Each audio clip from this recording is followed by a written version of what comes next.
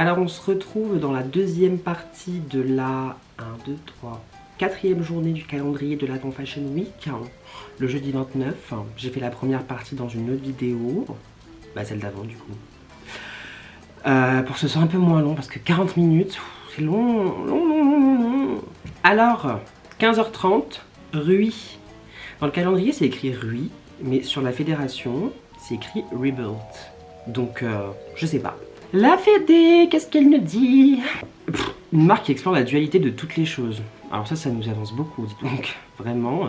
Les relations entre les matières et les êtres, philosophie, beauté des imperfections, inachevé, cassé, mal aimé, espace entre la perfection et l'imperfection. Pas mal. Là, on a eu beaucoup de concepts clés pour comprendre la marque. C'est parti! Alors très sympa, on est sur des choses qui moulent le corps, avec des trous, pas mal de déchirures, avec des espèces de sortes d'excroissance qui modifient un peu le corps, quoi. Qui fait un peu un corps cabossé, un corps maltraité, un corps meurtri. J'ai pas trouvé d'inspiration pour cette collection, mais c'est assez sympa. C'est assez cohérent avec les intentions de la marque, je trouve. C'est vrai qu'on est dans l'imperfection et on est un peu dans le moche, quoi. Dans le sens où le corps n'est pas nécessairement mis à son avantage, alors que il devrait y avoir ce truc séduisant de la nudité parce qu'il y a beaucoup de peau quand même. Là, c'est pas le cas. C'est assez intéressant. Moi, je trouve ça pas mal du tout. Ça pourrait aller encore plus loin, je trouve, dans l'imperfection, mais c'est pas mal quand même. Il y a ce truc de temps en temps, Esther Manas. Je sais pas si vous connaissez, mais si vous connaissez pas, tant pis. Non, j'ai fait une vidéo dessus sur mon Insta, donc je vous invite à aller la regarder. Je vous invite à aller la regarder. Suivant. Rabanne, un gros morceau, à 16h30. Direction artistique par Julien Docena, créé en 66, un fossile. Donc Rabanne, vision avant-gardiste et moderne, mais ça c'est à l'époque où Rabanne a été créé. Aujourd'hui, c'est pas vraiment le cas. Une nouvelle vitalité, des références éclectiques et des créations novatrices. Sur Design Scene, moi je vais là-dessus et sur WWD, c'est Woman Wear Daily, je crois, pour avoir les inspirations et tout, parce que c'est très complet, concis, on adore. Et là, ils disent un truc hyper intéressant. Ils disent que pour cette collection, le designer, le directeur artistique, peu importe, c'est inspiré de l'amitié historique entre Paco Rabanne et Salvador Dali. Iconique, je savais pas qu'ils étaient potes ces deux-là, on adore. Bon, Salvador Dali, iconique, le maître, le créateur, le dieu du surréalisme à mon sens. Donc on va voir ce qu'est le fruit de cette rencontre. Bon, alors pour le moment, des coupes assez simples, hein, avec beaucoup de fourrure, du cuir, des paillettes. Très Paco Rabanne, hein, tout ça. Vraiment, Paco Rabanne, très chic, très cocktail, très grande dame. C'est intéressant ce nœud comme ça. Moi qui aime pas les nœuds, je trouve que ça change parce que ça fait un peu nœud discret. Donc j'aime bien. Paco Rabanne à 100%. Je sais pas pourquoi, je trouve ça assez étonnant, assez intéressant cette fourrure comme ça. C'est peut-être pas habituel en fait d'avoir des fourrures sur des manteaux comme ça, enfin sur cette forme un peu trench manteau. Je sais pas. Moi ça m'intrigue, ça m'amuse, ça me séduit. Très beau, très fête, très guirlande de Noël. Argent, or comme ça, sympa. Intéressant le fait qu'elle porte des baskets avec ça. Mais c'est un peu désuet quand même, hein, ce mix and unmatch. Bon, il est où Salvador Dali là? C'est beau ça aussi, hein. Les codes de Rabanne sont respectés. Oh, je me rappelle de cette collection. J'avais vu cette... Là, je viens de tiquer sur cette robe, ça veut... Mes cauchemars refont surface. Non, alors cette robe, en fait, je l'ai vue portée sur Lisa Rinna. Lisa Rinna. I said Lisa Rinna! Are you ready to own it, baby?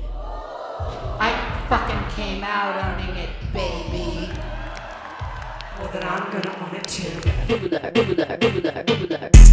Comme dirait je ne sais quel mannequin dans les défilés de Mugler, iconique. Et je l'avais trouvée affreuse. Et je la trouve toujours affreuse. Mais je vois, je trouve que, en tout cas, il y a ce côté un peu surréaliste.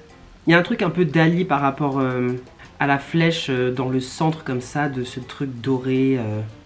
Je sais pas pourquoi, ça me fait penser à Dali, mais ça m'y fait penser, il doit y avoir un tableau où... Si, en fait, il y a pas mal de tableaux où il y a pas mal de tableaux de Dali où il y a des tissus comme ça qui tombent un peu froissés, qui sont un peu ramassés comme ça. Peut-être que c'est à ça que ça me fait penser, je pense. Il doit y avoir beaucoup de pensée dans cette phrase. Il doit y avoir aussi une affaire de cercle et de cœur et de flèches, certainement. Bon, ça, je suppose que c'est un tableau de Dali, mais voilà, ça, c'est tout ce qui m'énerve. Je suis énervée.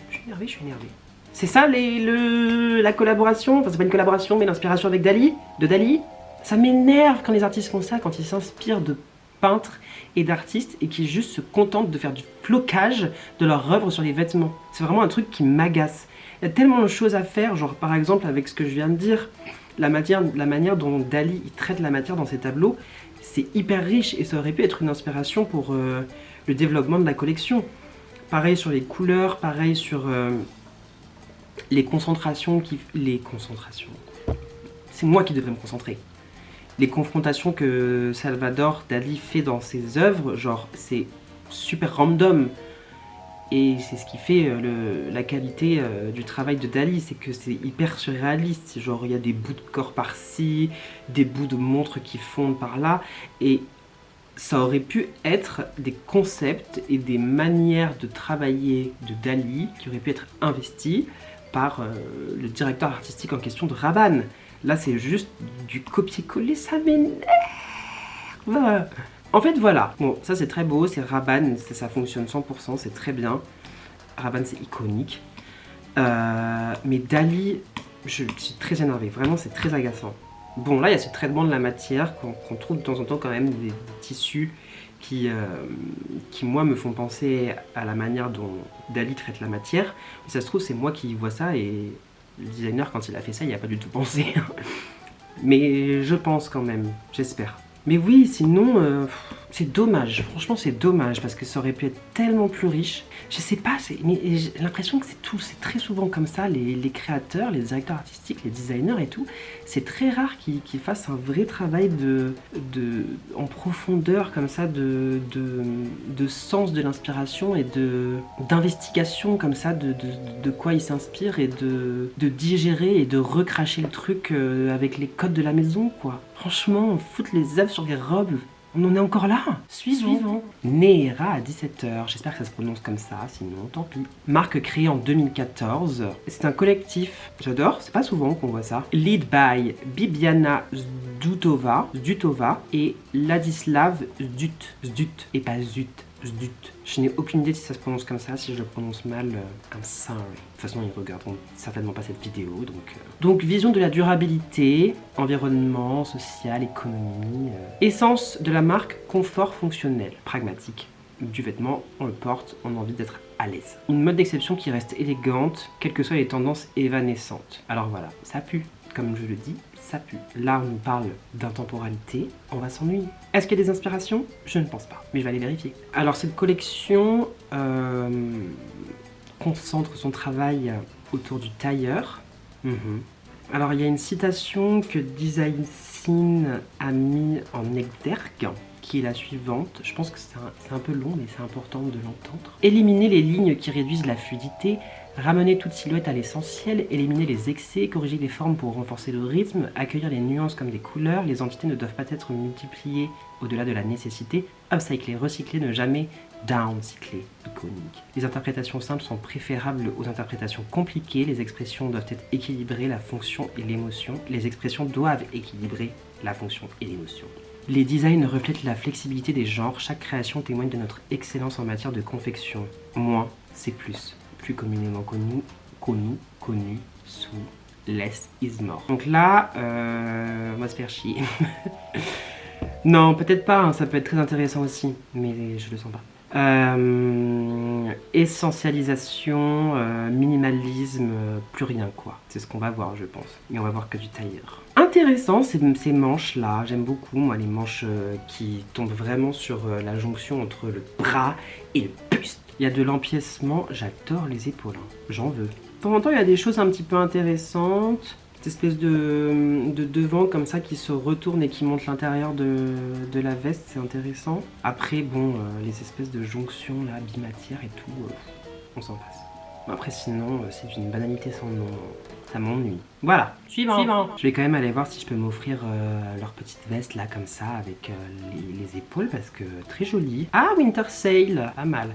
Oui, parce que vous savez que les vêtements que je vous montre là, ben, c'est les vêtements qui sont disponibles maintenant à la vente vu que c'est les défilés de l'année dernière. Donc pas mal aussi. Je vous donne de quoi faire votre shopping. Bah, y a pas la veste que j'aime bien. Ou alors elle est pas en solde peut-être. Non, je la trouve pas. De toute façon, c'est cher. Un bomber c'est 780 €, j'imagine que la veste de tailleur, elle doit être dans les 1002, donc je ne peux pas me l'offrir. Wuma Wang, je pense que ça se dit. Non, ça se dit pas comme ça, peu importe. Créé en 2009 par Wuma Wang en lui-même, ou en elle-même, peu importe. Wuma Wang, dont le nom chinois est Wang Zi. Mais ça, c'est son nom quoi du coup? Elle, peu importe. Compréhension unique des tissus, des coupes exquises et son équilibre entre sophistication et élégance. Pas intéressant.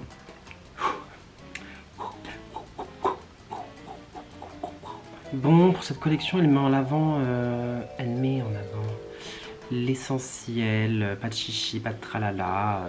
Il y a une citation, mais trop brouillon pour que ça apporte quelque chose de plus, donc je vais vous la résumer. C'est plus une affaire de matière et de comment la matière vit dans le temps, l'effort. C'est nul en fait, j'aurais même pas dû vous dire ça.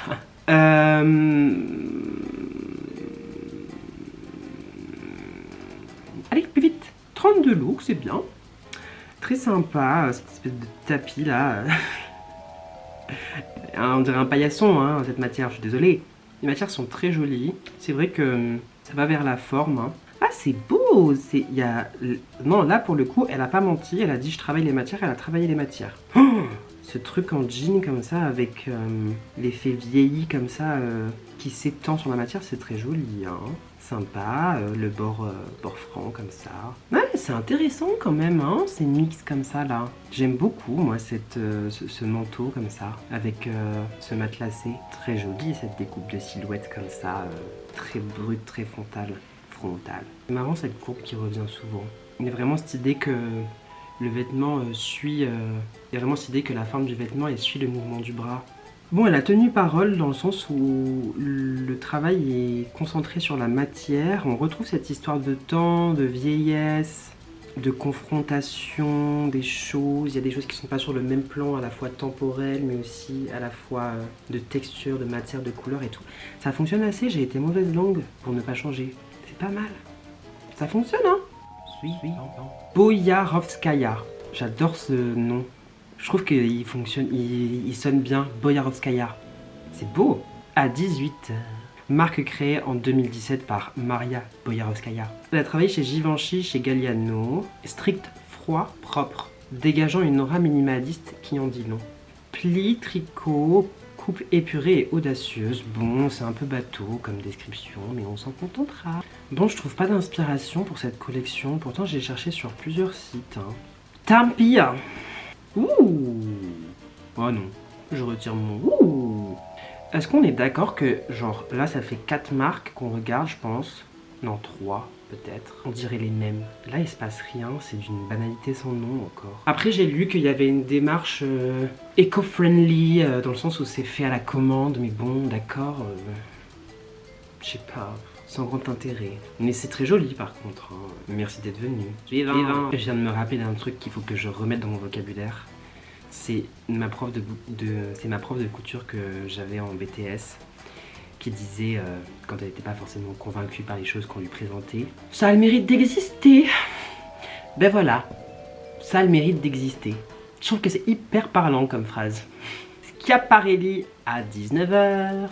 Bon, Schiaparelli dirigé en ce moment même par Daniel Roseberry, iconique. Ben oui, c'est iconique, Daniel. Créé en 1927, un fossile. Schiaparelli, surréaliste, noir, or, détournement, humour, beaucoup d'humour. J'adore Schiaparelli. Et j'adore encore plus Elsa Schiaparelli parce que vraiment iconique. Pour cette collection, c'est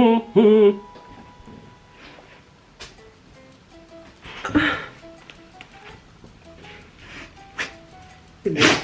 À tes souhaits. Et oui, tu vas monter à chaque fois que j'essaye d'enlever les poils sur ma veste, on va pas s'en sortir. Hein.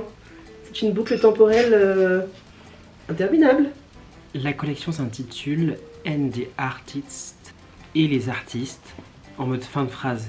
Donc pour cette collection, il embrasse l'aventure, l'exploration, l'audace. Donc, bon, Schiaparelli, de toute façon, c'est de la déclinaison d'identité de marque. Enfin, de la déclinaison. Genre, l'identité de la marque, elle est déjà assez énorme et assez présente. Et juste, il décline à chaque collection, quoi. Mais il décline bien. Parce que Daniel, on t'adore, Daniel. Donc, on va voir si l'audace est là. Mais j'en ai pas besoin. J'ai pas besoin que ce soit audacieux. C'est déjà audacieux. Bon, c'est iconique, hein, que du noir. Des bijoux surréalistes. Les formes sont incroyables. C'est du prêt-à-porter, hein, on dirait pas. Regardez-moi cette doudoune. Ah non, ce look est un peu balmain, de mauvais goût en fait, je trouve. Je crois que c'est le brillant qui me... Le brillant du noir, là, il me dégoûte. Très joli ce matelassé avec cette fourrure comme ça, devant.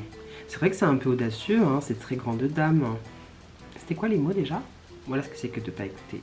Aventure, exploration, audace, oui bon. Là c'est bouton avec la serrure. La serrure c'est motif clé de Schiaparelli.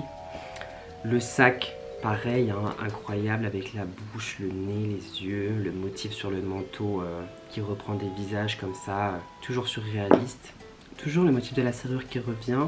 En fait, à y regarder, moi de manière globale j'adore Schiaparelli, du coup je fais pas trop attention. Je suis juste en mode c'est trop beau. Et là, c'est ça qui est intéressant, c'est que moi-même j'en apprends sur moi-même. On fait de l'introspection de mode ici. En fait là je me rends compte que en définitif, alors oui c'est très beau, mais en réalité, non en définitive, c'était très bien en définitive. C'est un peu redondant, ça redonde. Mais non en fait c'est pas que c'est redondant, mais c'est de la déclinaison, il n'y a pas un truc qui va changer radicalement à chaque collection quoi. Alors sur la haute couture c'est pas pareil, je trouve que ça fonctionne quand même assez mieux. Prêt-à-porter c'est différent, c'est-à-dire que c'est des mêmes principes qu'on retrouve à chaque collection mais qui sont sur des échelles différentes ou qui sont placés différemment sur les vêtements quoi, en fait. Très joli ce jean. Non quand même là il réussit à faire du jean Schiaparelli, c'est pas rien, hein, parce que le jean ça n'a rien à faire chez Schiaparelli de base. Enfin genre c'est pas du tout le délire quoi. Non franchement c'est sympa mais en termes de coupe, voilà.